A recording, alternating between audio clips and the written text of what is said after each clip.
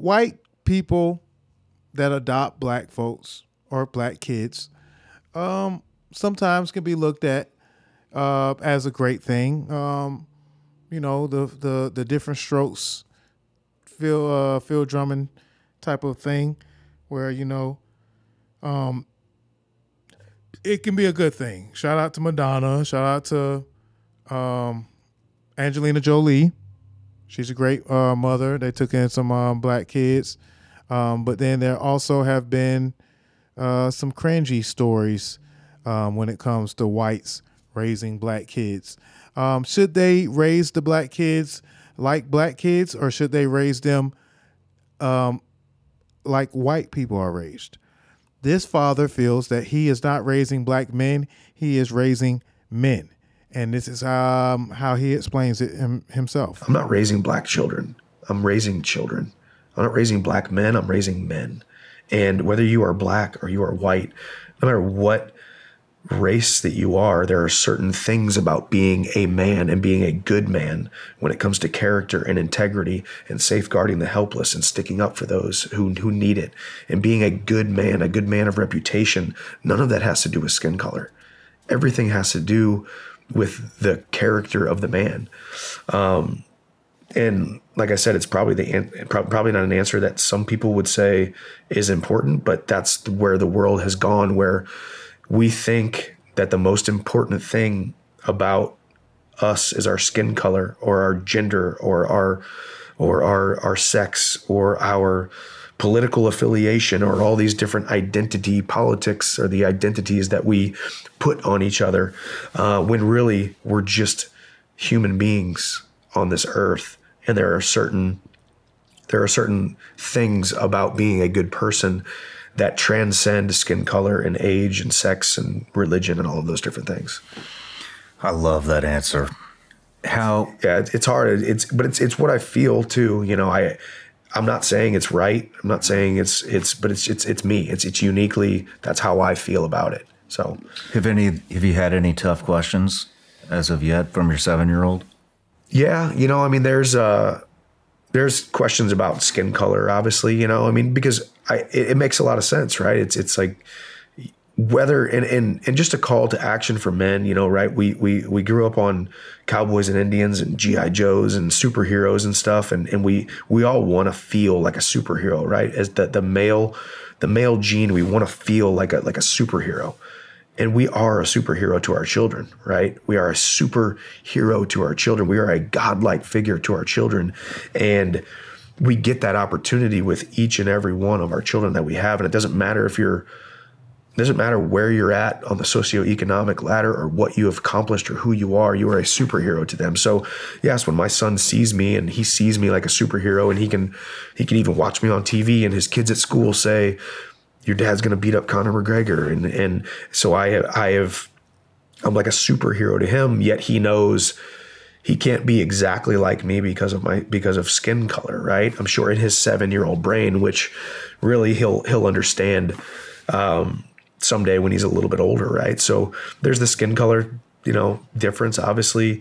How do you handle that? I mean, with one-on-one with him? I think one-on-one, I think it's the beauty of being a man of faith is we were called for a time and a family such as this. This is exactly how God created us to be. This is exactly how my family unit was supposed to be.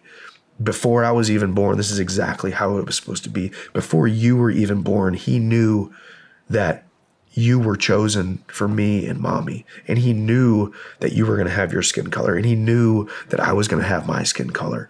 And there's beauty in that. And it's unique to a lot of people. It might be foreign to some people, but it's absolutely beautifully God ordained. And it's something that is going to be a part of our testimony. It's something that is making impacts through a butterfly effect that we don't even understand yet, whether it be people that see me from afar, people that see the way that I love you, the differences that we do have compared to if we did have the exact same skin color and the exact same eyes and the exact same hair. This is exactly the way God created you, and you were created in God's image, and you were created for so much more than you can ever think or imagine. And God has commissioned me and chosen me to be your dad. And the most important thing that I can be is your dad. And I tell him every single night, I whisper it into his ear, and he probably gets tired of hearing it, but I thank him. I'm like, I thank you so much for being my son, and I'm so proud to be your dad. And I just think I didn't get that as much when I was a kid. My parents loved me so much, but they didn't really make me feel like I could run through that wall. They didn't really make me feel like I could go across those county lines and go anywhere across the world and do anything I want to. And I want my children to unlock something inside of themselves to make them believe that they can do anything. And then I pray that prayer over them every single night. You are Hap Chandler. You are Ace Chandler. When you walk into a room, people take notice. When you speak, people listen. When you walk in a certain direction, people will follow. You are a child of God. You are the head, not the tail. You are above and not beneath, and you are chosen for a time such as this. And I am so proud to be your father. And the best thing that we can do is pour into these kids, because if I could be a superhero to him, but somehow that superhero believes in him more than the superhero believes in himself, then what can't he accomplish, And it's so much bigger and so much deeper and so much more impactful than our differences, our skin color, the things that are different about us, because we're so much more the same than we are different. I'm not raising black children.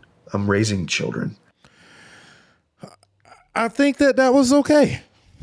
I applaud the confidence that he is giving his kids. I applaud the mission that he feels that he has to live.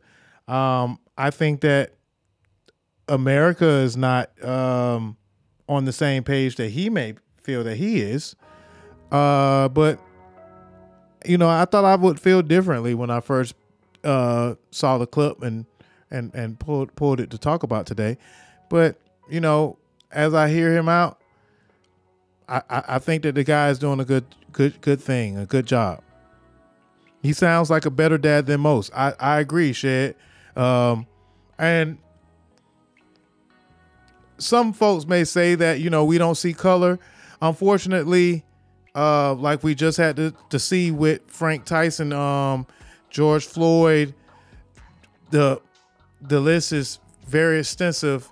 Black men have to deal with a different path, a different struggle than white men in this country. And sometimes it is important for them to know that. So maybe his kids may never have to deal with that because they're protected by him. Maybe they, may have a certain type of privilege by having a strong, as he called himself, superhero. But it comes with a certain type of wealth, a certain type of confidence. And I'm happy to hear him exude that. But I also think that them knowing a little bit about their culture, them knowing a little bit about the dangers that they have to face potentially in this country is also important, because outside of the household, unfortunately, there probably would be an instance where they will face racism eye to eye, face to face. And how will they then react? How will they know how to react to it? And it's a culture shock when it does happen. So thoughts and prayers, salute to this guy. And yeah, I don't think that's, I don't think he sounds as bad as I thought he probably would when I first saw the headline. But I will digress to say, on a lighter note, the man ear though, like y'all seen Buddy ear? He's a fighter, obviously, and I don't even want no static because he probably whooped me. But, bruh, I don't want to be no fighter, bro. Not with them ears, know what I'm saying? Not when your ears turn out like that. Man, that's rough.